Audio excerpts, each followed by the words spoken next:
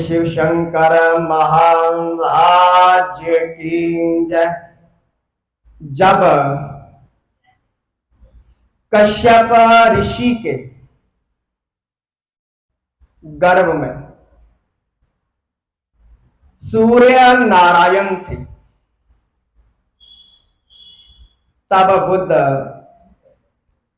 ब्रह्मचारी के वेश में भिक्षा लेने के लिए अदिति के घर आए। उस समय भोजन तैयार नहीं था और गर्भवती होने के कारण वो भोजन तैयार नहीं कर सकी और जो बुद्ध था वो 3 दिन का भूखा था। तो भूख से व्याकुल होकर के बुद्ध ने क्या कहा कि बारंबार कह रहा था भिक्षाम देहि भिक्षाम देहि। तो कहते कहते झगड़ा हो गया। तो अदिति ने कहा कि मैं तो सगर्भा हूं, गर्भवती हूं, भिक्षा तैयार नहीं कर सकती। तो बुद्ध ने श्राप दिया कि तू घर आए हुए भूखे अतिथि को जिस गर्भ की रक्षा के लिए भिक्षा नहीं बना देती है वो अंदर ही सूख जाएगा। तो तब जो बच्चा था वो गर्भ के अंदर सूख गया। कश्यप की ऋषि अदिति जो थी वो रोने लगी। इतने में कश्यप ऋषि आ गए, रोने का कारण पूछा तो सारी कथा सुनाई कि इस प्रकार बुद्ध भिक्षा लेने के लिए आया, मुझसे भिक्षा तैयार ना हुई तो उसने श्राप दे दिया। तो कश्यप ऋषि ने कहा कि तुमने गृहस्थ आश्रम का पालन नहीं किया है, क्योंकि गृहस्थ आश्रम का मुख्य धर्म सेवा है, इसलिए तो रो मत। मैं अपने तपोबल से इस सूखे हुए बच्चे के शरीर में इसके अंदर एक और नया सजीव शरीर पैदा कर देता हूं। तब कश्यप ऋषि जी ने अपनी तपस्या से, अपने तपोबल से उस अदिति के गर्भ को हरा कर दिया। तो जब बच्चा गर्भ से बाहर आया तो सूर्य नारायण के 2 शरीर हुए, एक सूखा एक हरा। तो सूखे बच्चे के निकलते समय माता को बड़ा दुख हुआ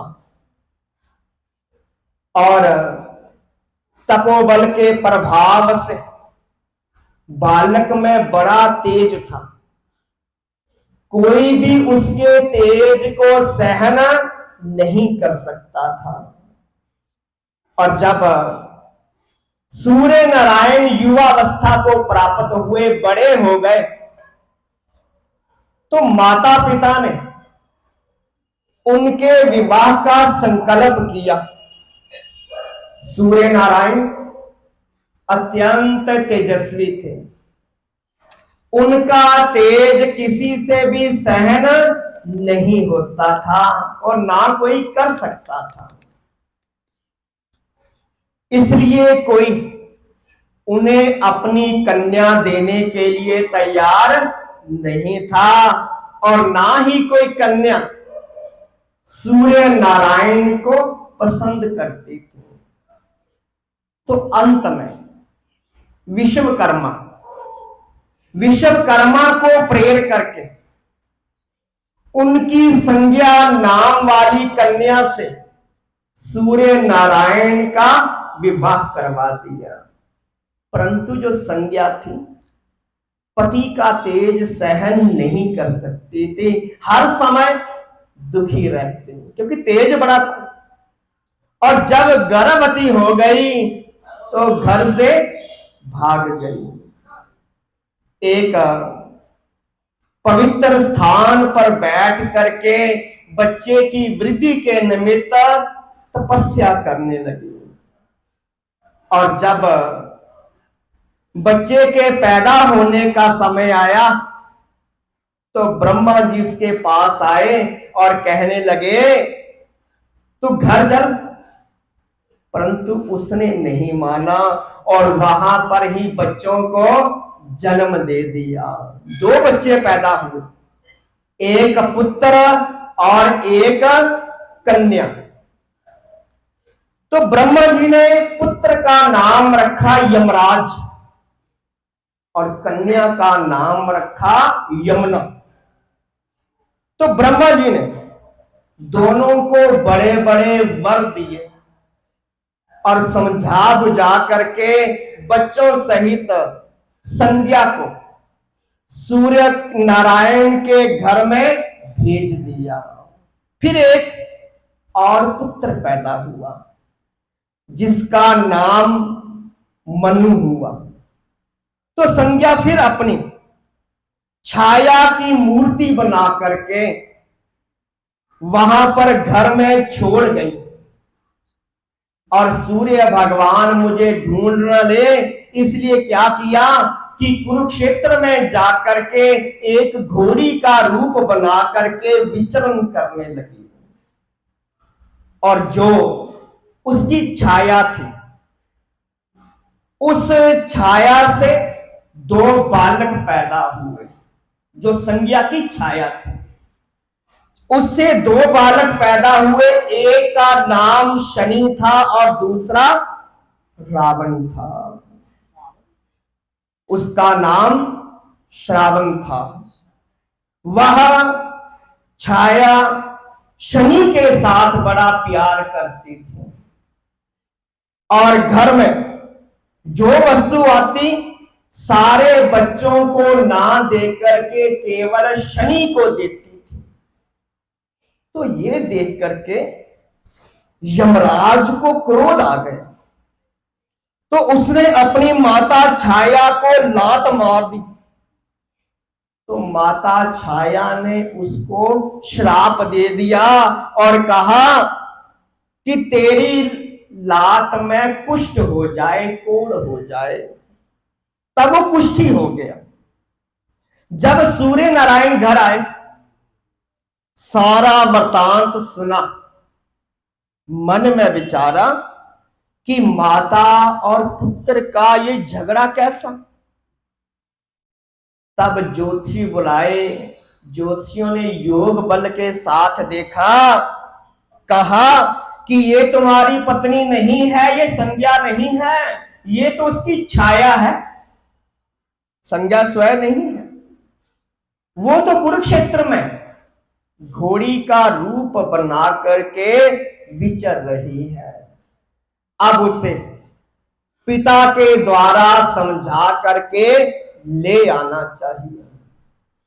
तब विश्वकर्मा के पास पहुंचे तो विश्वकर्मा ने कहा कि जब तक आपका ये जो सूखा हुआ शरीर है ये छील करके साफ ना किया जाएगा तब तक संज्ञा आपके पास नहीं रह सकती। आप बैठ जाएं, मैं आपका शरीर छील करके साफ कर देता हूं। तब सूर्य नारायण का जो सूखा शरीर था छील दिया गया और जैसे ही छीला उससे क्या बना, उससे सुदर्शन चक्कर बनाया गया जिसका तेज बड़ा था। सारा तेज उसी में समा गया और वह विष्णु भगवान के हाथ में रहता है। तो इस प्रकार ऊपर का जो सूखा हुआ शरीर छील करके सूर्य नारायण का तेज घटाया गया, अब तेज कम हो गया और कहा की संज्ञा जो कुरुक्षेत्र में विचर रही है उसे घर लेकर के आओ। तब सूर्य नारायण कुरुक्षेत्र गए और देखा कि संज्ञा एक घोड़ी का रूप धारण करके वहां पर घास खा रही है। तो स्वयं सूर्य नारायण ने क्या किया कि घोड़े का रूप धारण कर लिया। और जब घोड़े का रूप धारण किया तो दो लड़के पैदा हुए और जिनका नाम अश्विनी कुमार रखा गया। अश्विनी नाम घोड़ी का है और उसके कुमार बच्चे जो हुए वो अश्विनी कुमार हुए। फिर उसको सूर्य भगवान घर ले आए। तो घर में छाया की मदद से शनि जोर पकड़ गया और अपने भाइयों से तथा पिता के साथ लड़ने लगा। परस्पर विरोध बड़ा बढ़ गया। तो शनि ने क्या किया, दैत्यों से मदद ली और सूर्य नारायण ने क्या किया, देवताओं से मदद ली। इस प्रकार देवता और दैत्यों में विवाद हो गया। तो देवताओं का दावा था कि हम बड़े हैं। दैत्य कहते थे हम बड़े हैं और शनि ने कहा कि मैं सर्व पूज्य हूं, मेरी पूजा करो, मैं सर्व पूज्य हूं।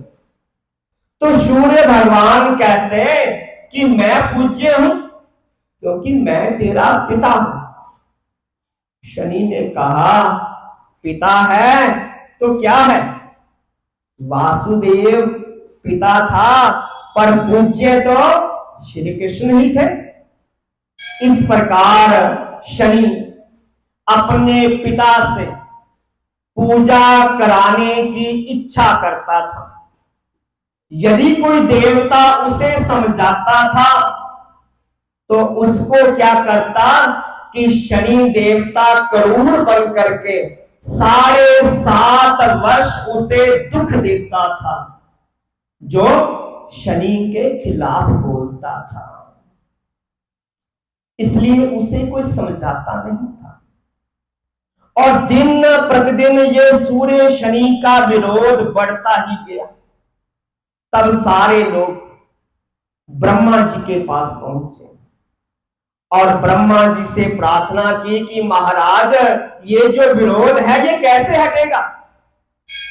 तो ब्रह्मा जी ने कहा कि भूलोक में, मृत्यु लोक में ये जो भारत खंड है उसमें कलयुग आएगा और जब कलयुग आएगा उस समय जो कोई सत्यवादी राजा होगा वो तुम्हारा न्याय करेगा और किसी से न्याय नहीं हो सकेगा और वो राजा भी शनि से बड़ा दुख पाएगा, परंतु वो अपना सत्य नहीं छोड़ेगा और उसके सत्य के तेज से ये जो शनि है वह हत तेज हुआ शनि जो होगा वो हार मान लेगा और तब न्याय होगा। इसलिए ऐसा करो कि अब कलयुग आने की प्रतीक्षा करो। तो क्या हुआ कि अब देवता और दैत्य कलयुग के आने की प्रतीक्षा करने लगे। और जब महाराजा विक्रम उज्जैन नगरी के राजा हुए और उन्होंने प्रतिज्ञा की कि शरीर चला जाए पर मैं कभी न्याय नहीं, जो मैं कभी अन्याय नहीं करूंगा, हमेशा हर किसी के साथ न्याय करूंगा और मैं कभी भी झूठ नहीं कहूंगा।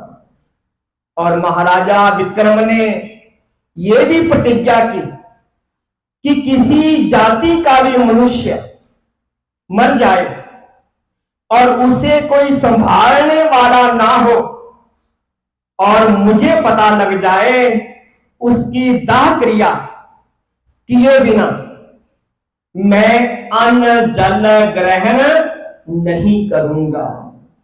एक और प्रतिज्ञा थी कि कोई विदेशी व्यापारी अगर मेरे राज्य में आकर के सामान को बेचता है, अगर उसका सामान ना बिकेगा तो जितने का उसका सामान होगा मैं उसकी कीमत दे करके उसे ले लूंगा। मेरे राज्य से कोई भी व्यापारी जो है दुखी नहीं जाएगा, अपने खजाने से पैसे भर दूंगा। इसलिए इस प्रकार राजा विक्रमा का यश देवता और दैत्यों तक बात पहुंच गई।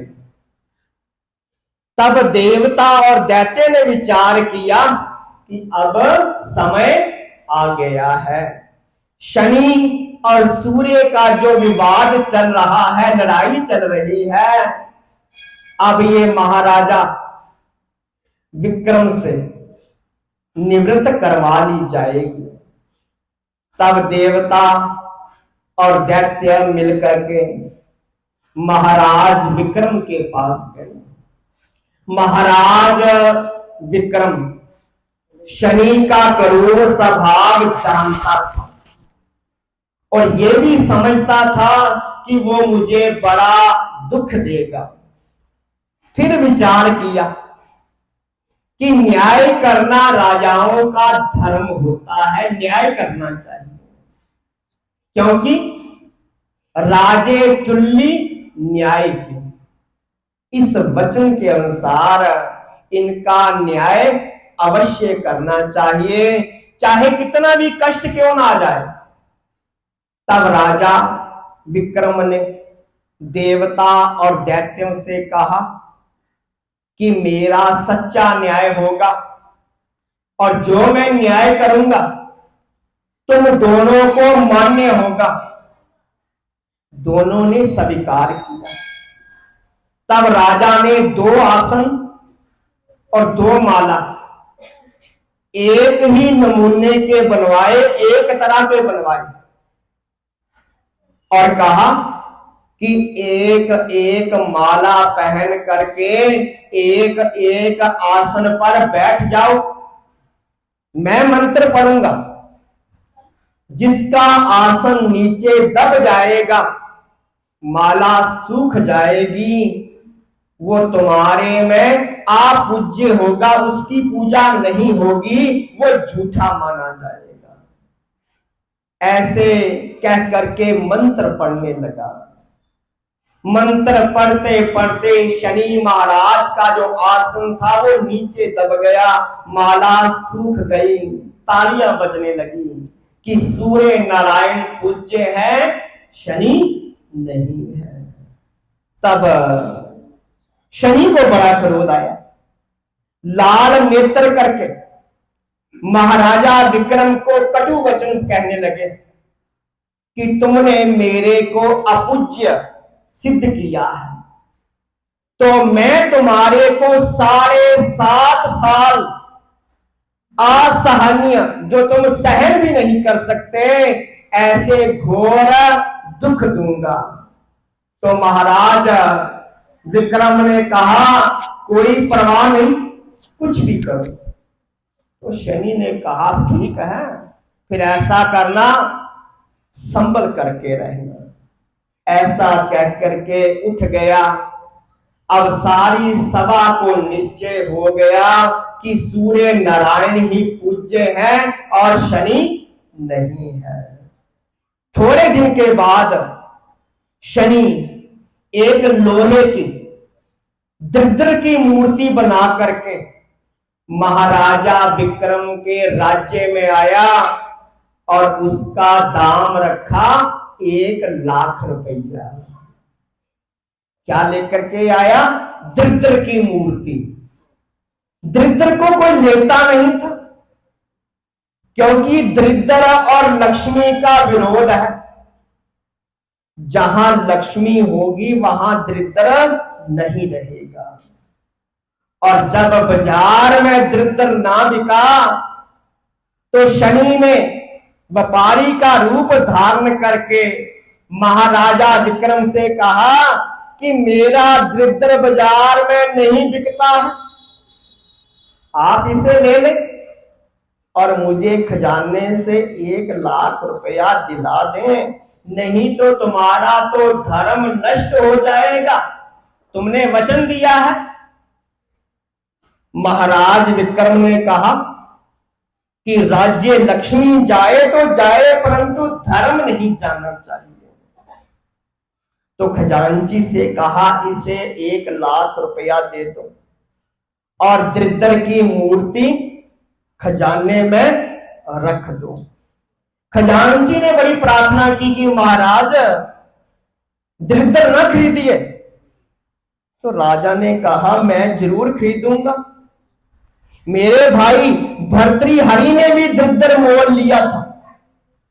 तो अंत में शनि को 1,00,000 रुपया दे करके दरिद्र की मूर्ति ले ली गई। और जब दरिद्र खजाने में आ गया तो लक्ष्मी जाने लगी। जहां पर दरिद्र होता है, क्रोध होता है, लड़ाई झगड़ा होता है, डैश होता है, वहां से लक्ष्मी जाने लगती है। और जब जाने लगी तो राजा से मिली और कहने लगी राजन आपने दरिद्र मोल ले लिया है, इसलिए मैं जाती हूं। मेरे जाने के से तुम्हारा राज्य नष्ट हो जाएगा और प्रजा में बड़े बड़े उपद्रव आएंगे और ब्राह्मण तुम्हारी निंदा करेंगे कि दरिद्र क्यों खरीद लिया, इसलिए आप दरिद्र को निकाल दो, धर्म जाता है तो जाने दो। राजा ने कहा मैं धर्म को नहीं जाने दूंगा, चाहे राज्य चला जाए, निंदा हो जाए, मृत्यु आ जाए, परंतु धर्म को नहीं छोड़ूंगा।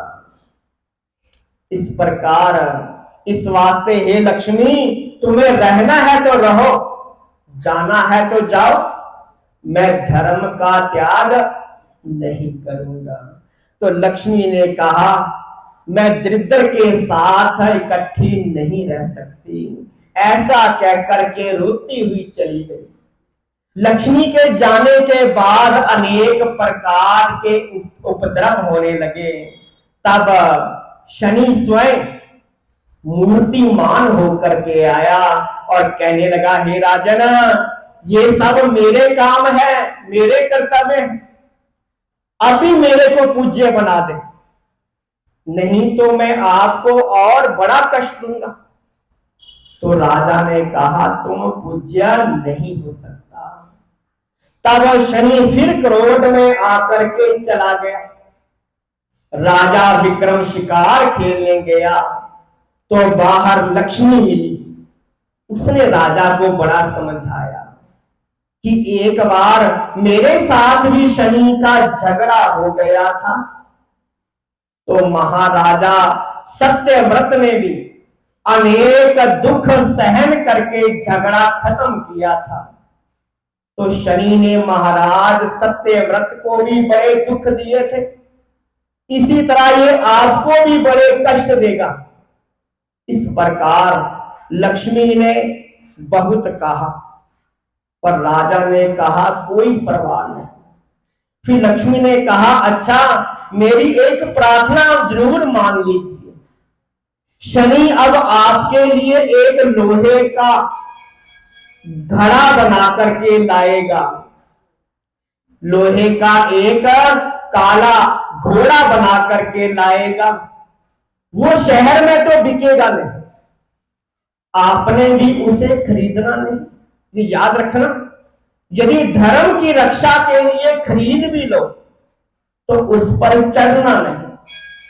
यदि बुद्धि के निर्णय होने पर चढ़ भी बैठे तो उस घोड़े को चाबुक ना मारना, चाबुक मारोगे तो घोड़ा आपको उड़ा करके आकाश में ले आएगा। ये बातें याद रखनी। और दूसरे दिन क्या हुआ, वैसा ही हुआ। शनि लोहे का घोड़ा बना करके ले आया। शहर में नहीं बिका तो राजा ने मोल लिया, उस पर चढ़ भी गया, लक्ष्मी के वचन भूल गया, चाबुक मारा, घोड़ा उड़ा करके ले गया और घोड़ा 7 दिन ऊपर वायु में ही चक्कर काटता रहा, राजा को घुमाता रहा। तो 8वें दिन राजा वीर के राज्य में नदी के किनारे एक जंगल में फेंक करके चला गया। राजा को बड़ी चोटें आई, दिमाग हिल गया, पर धैर्य से सहन करता रहा, धैर्य नहीं छोड़ा। और वहां पर शनि महाराज फिर आए, महाराजा विक्रम से कहा कि अब तो मेरे को पूज्य बना दे, नहीं तो और दुख दूंगा। परंतु राजा नहीं माना। राजा नित्य कर्म करने के लिए नदी के किनारे आया, स्नान किया, ध्यान किया, भूख से व्याकुल, कुछ खाने की इच्छा हुई। तो इतने में क्या हुआ कि एक नदी में मुर्दा बहता हुआ नजर आया। उस मुर्दे के शिखा बनी हुई थी और वहां एक शव था। तो राजा ने विचारा कि धर्म शास्त्र के अनुसार ये संस्कार करने के योग्य है, जल प्रवाह करने के योग्य नहीं है, तो पहले मैं इसका संस्कार कर्म करूंगा। तब राजा ने उसे बाहर निकाला, उसका संस्कार करने के लिए लकड़ियां इकट्ठी की, सामान इकट्ठा किया, चिता बनाई। अग्नि लगाने ही लगा था तो शनि ने राजा वीर को जाकर के खबर दी कि एक मुसाफिर है जो तुम्हारे लड़के को मार करके चिता में जला रहा है, चल करके पहचान लो। तब राजा को क्रोध आ गया और अपने सेवकों को लेकर के वहां जाकर के देखा कि हाँ, ये तो मेरा लड़का है। बिना सोचे विचारे महाराज विक्रम को बड़ा मारा, हथकड़ी लगवा करके हवालात में बंद कर दिया और अन्न जल भी बंद कर दिया। फिर अपने लड़के की तलाश करी जो ससुराल में गया हुआ था, तो लड़का वहां मिल गया। 3 दिन के बाद हवालात से राजा को निकाल दिया और मुर्दा उसके हवाले किया। राजा ने उसका दाह संस्कार करके नित्य कर्म किया। फिर भूख से व्याकुल था ही, कुछ खाने के लिए शहर में आने लगा। रास्ते में फिर शनि मिल गया। उसने कहा अब भी मेरे को पूज्य बनाता है कि नहीं, इससे भी अधिक कष्ट दूंगा। तो राजा ने कहा कष्ट सहन कर लूंगा पर तुझे पूज्य नहीं बनाऊंगा। तब शनि ने कहा अच्छा, अब मेरा प्रभाव भी देख लेना। जब राजा शहर में आया तो अपनी जेब में से 1 पाउंड निकाल करके हलवाई को कहा कि ये पाउंड ले ले और मेरे को कुछ मिठाई दे दे और बाकी रुपए वापस दे दे। उसने कहा थाल में फेंक दे। जब थाल में फेंका तो शनि ने उसे क्या किया, अधेला बना दिया, उसका अधेला बना दिया। हलवाई महाराजा विक्रम से लड़ने लगा कि तुम अधेले को पाउंड बताता है। लड़ते समय वहां फिर दोबारा पुलिस आ गई।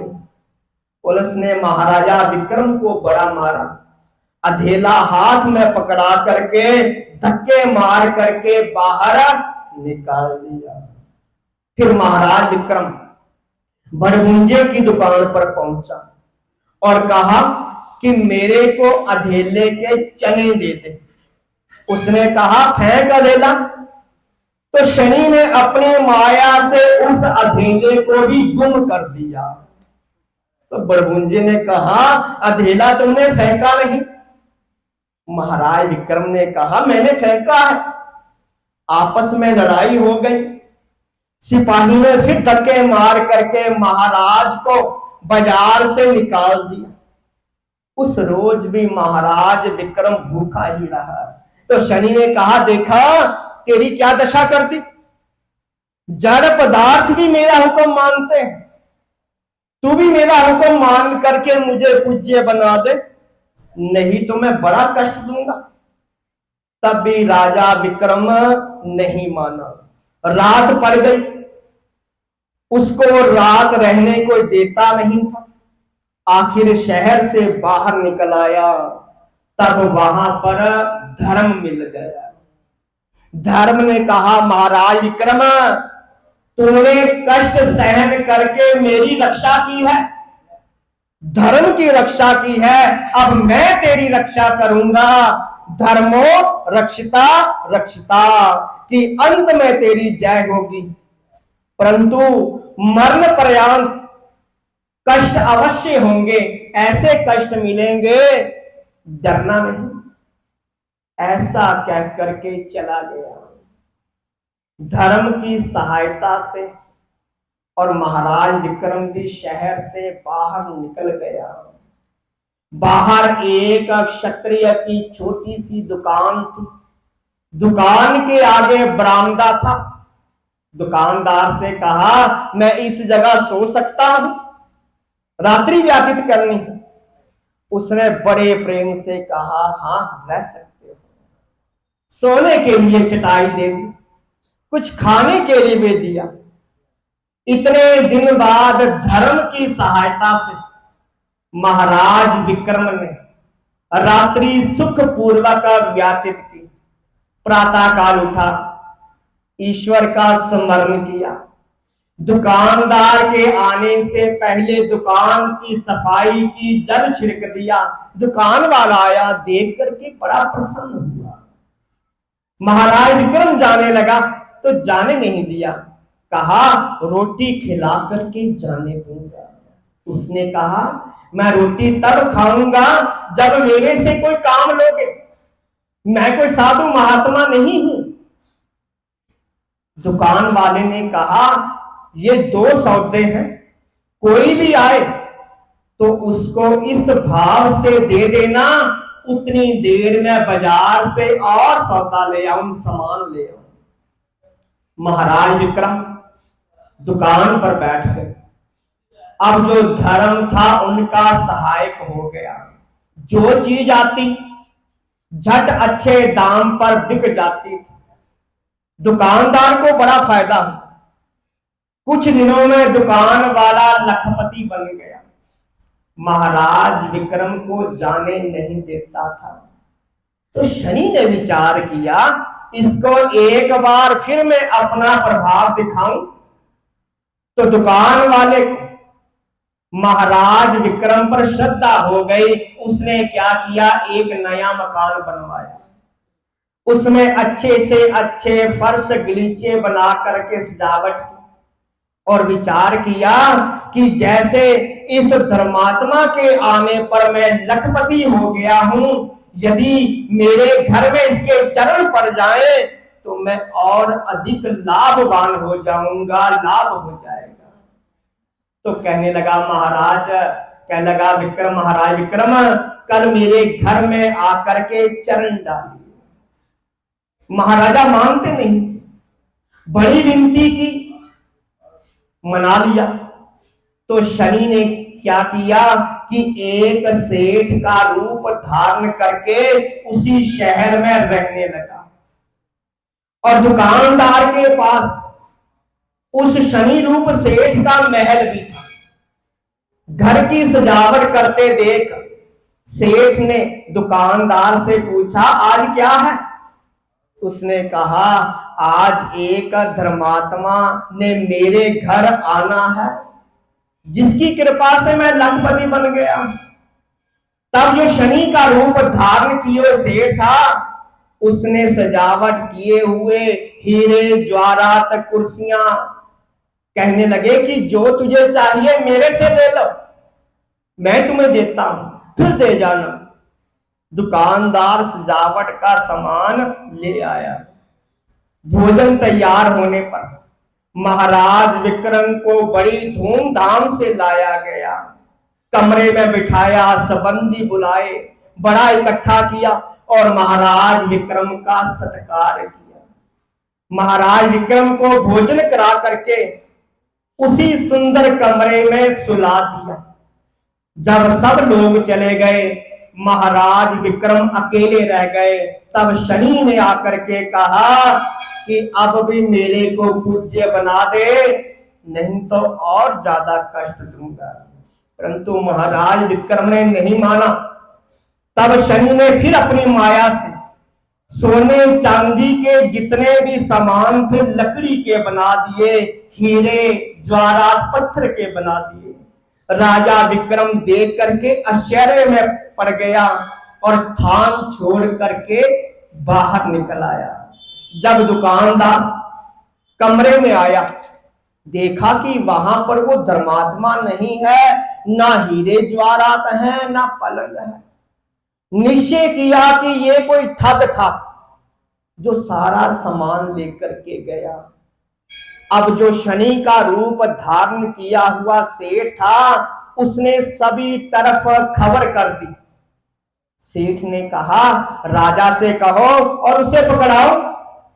दुकानदार ने राजा के पास जाकर के पुकार की। राजा ने तलाश करके उसे पकड़ लिया और पास बुला करके पूछा, तुमको हीरे ज्वारात का पलंग बिछा करके दिया? तो महाराज विक्रम ने कहा, हाँ दिया।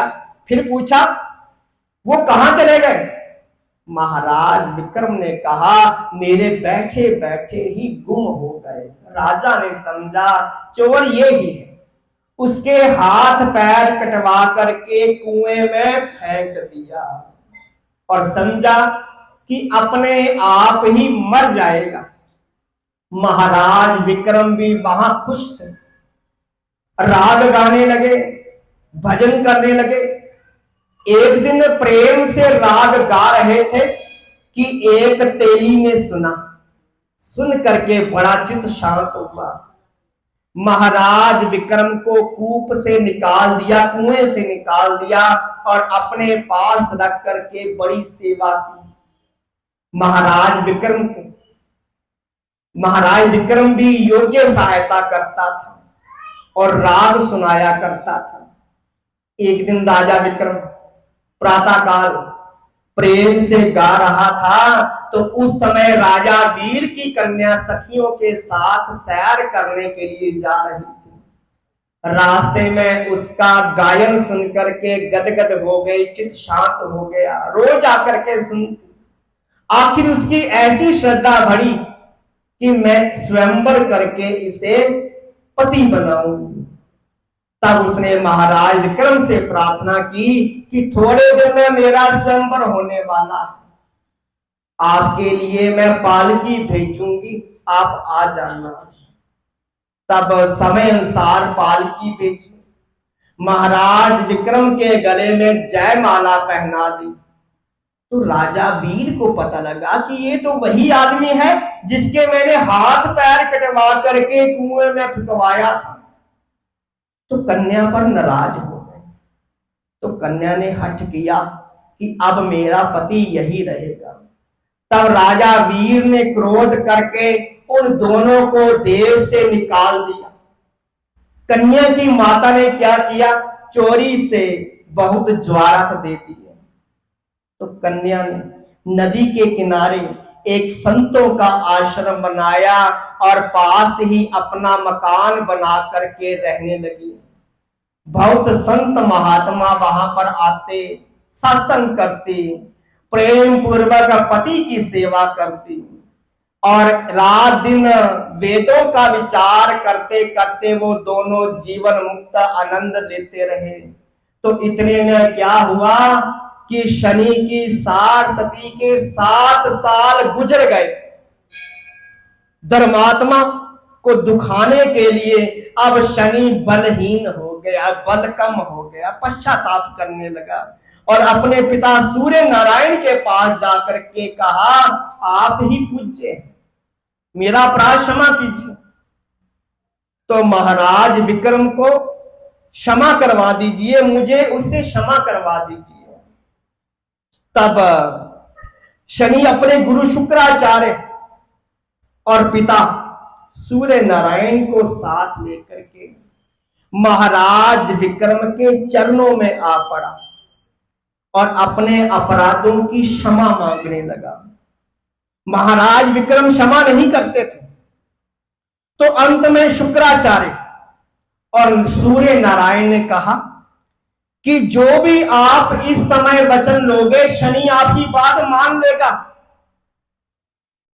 जो कहोगे मान लेगा, परंतु जो इसने अपराध किया है उसे क्षमा कीजिए।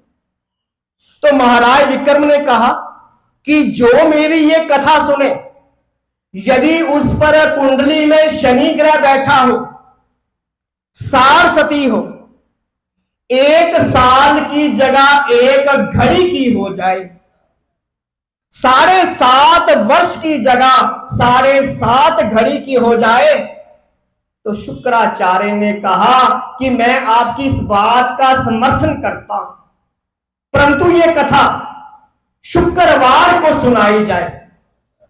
तो शनि ने ये सब बातें मान ली कि ठीक है।